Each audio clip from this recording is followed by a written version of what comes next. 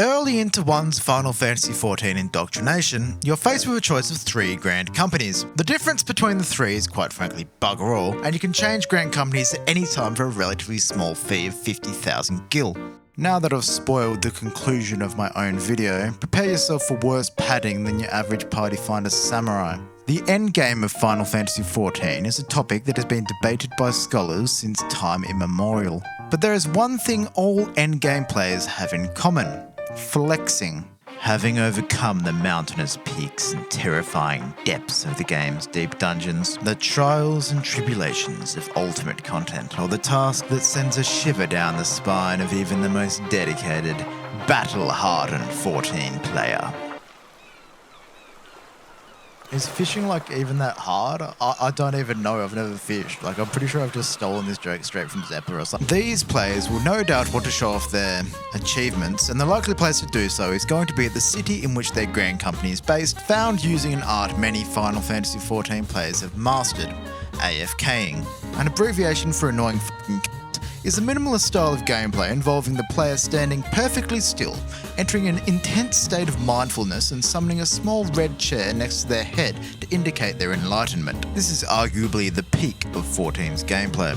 Whilst it may seem that the typical AFK is doing literally nothing, they are in fact flexing, showing off their flashy glam, rare title or other signifiers of a grass allergy whilst alt-tabbed playing Overwatch. AFKing actually involves a highly complex social hierarchy.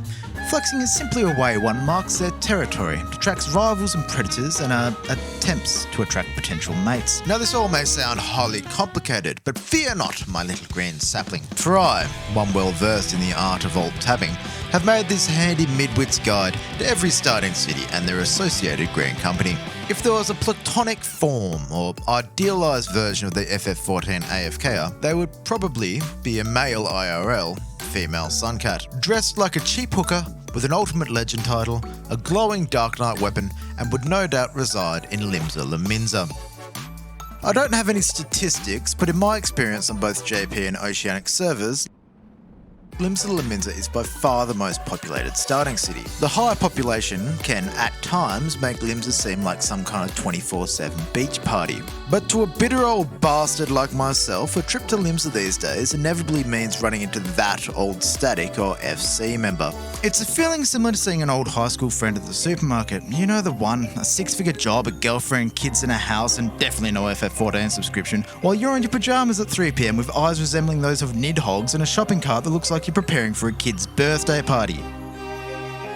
To the fortunate sprouts who don't have any friends to avoid, the positioning of the marker board right next to the Aetheryte crystal is a convenience unique to Limsa, although the Grand Company headquarters is a bit of a trek. Limsa's AFK locations have been significantly nerfed in recent years. You see, back in about 2019, when I myself was a sprout, I would roam Limsa free without fear of orange name tags, and whilst waiting for a duty or just distracted, I would run around like a madman, treating the Aetheryte Plaza as my personal playground. One of my favourite activities was to try and jump onto these spiked pillar things. Back then, there would always be some lollipalapia AFK doing bee's knees or some other meme dance. With a mere 1 or 2 pixels to stand on, it took a pretty precise jump to get up there, adding a bit of a bet you can't get up here, Sprouty kind of cheekiness to your flex. There's also the upper deck spot that I think was patched, but my explanation was painstakingly boring, so I cut it from the script. Sorry, I meant the Maelstrom's intelligence agencies were onto me, so I threw the script with the classified AFK spot into a river to save my daughter. Even this laughs an improvement in the original script. It was so bad. If the limitless pool of skimpily clad cat and bunny girls doesn't interest you, maybe you're gay.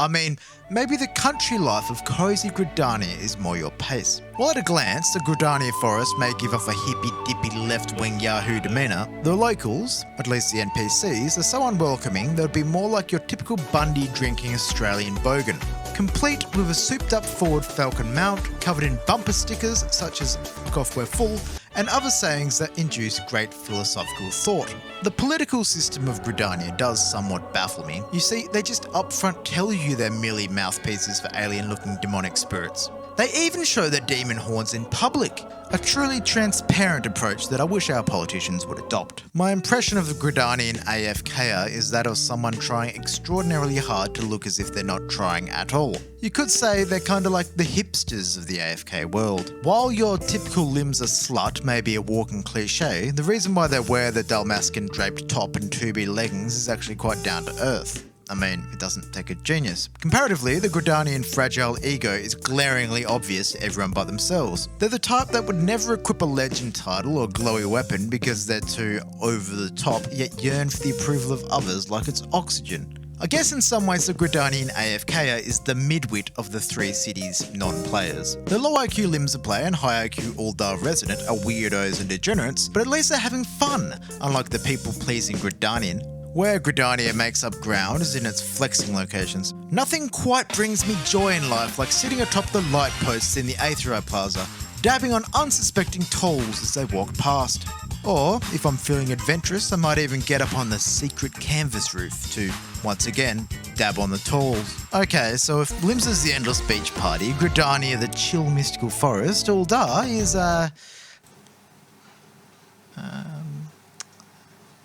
I have never resided in Ul'dah, so my surface level knowledge doesn't go far beyond brown buildings, sand, and Lalafell oligarchs. I think I heard somewhere Ul'dah was the place to be back in 1.0, the Limsa of that time, if you will. This is probably at least partly why it was the only of the three cities that practically didn't change from 1.0. Whenever I travel to Ul'dah, it does feel like a kind of relic from a previous time. All the starting cities have this kind of charming 1.0 jankiness to them, but it feels especially prominent in Ul'dah. However, not everyone is charmed by the jank.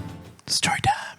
I once asked a friend to try out the game. Despite following the routine and usually foolproof blackmail technique found on page 64 of the Totally Not a Cult guidebook, sometime shortly after dragging him kicking and screaming through Sastasha, much to my surprise, he stopped playing. Now, this friend's taste in video games is very, normie. Like, whatever the equivalent is for exclusively listening to top 40 pop music is for video games, and this fragile little petal chose Black Mage as his starting job. The poor thing, he was constantly interrupting casts throughout Sastasha, trying to keep up with the pack. I could probably count the amount of spells he got off in the whole dungeon on one hand. I mean, the obvious lesson here is Black Mage should never be recommended to any new player unless they're the type of person who smiles when they step on a block of Lego. But another component to why my friend got filtered was probably Ul'dah's maps. He couldn't navigate these players to save his life. If I remember correctly, finding the aircraft landing was about a 20-minute affair. While not at the extreme of my friend here, even I, gamer extraordinaire, occasionally lose sense of direction in Ul'dah. While I wouldn't say it's a labyrinth, it's a bit clunky. But I'd imagine the day-to-day stroll in Ul'dah is quite convenient. The Grand Company headquarters is but a small walk from the Aetheryte Crystal, and the marker board is also right next to a teleport crystal. There are two types of Ul'dah AFKers. First, we have the whale refugee who joined the Immortal Flames because the Immortal Flames sounds like an album from their favourite power metal band. They're either a questionably masculine race like a jacked Highlander with one of the three chess pieces in the game with giant shoulder pads, or they, like everyone else, use their free Fantasia to transform into a generic cat girl and move to Limsa or Lominsa. The other Ul'dah resident is the natural contrarian, the type that plays a low population race like Hrothgar and mains Machinist, not to try and appear unique like the Gridanian, but simply because they think Hrothgar is cool and Machinist is fun.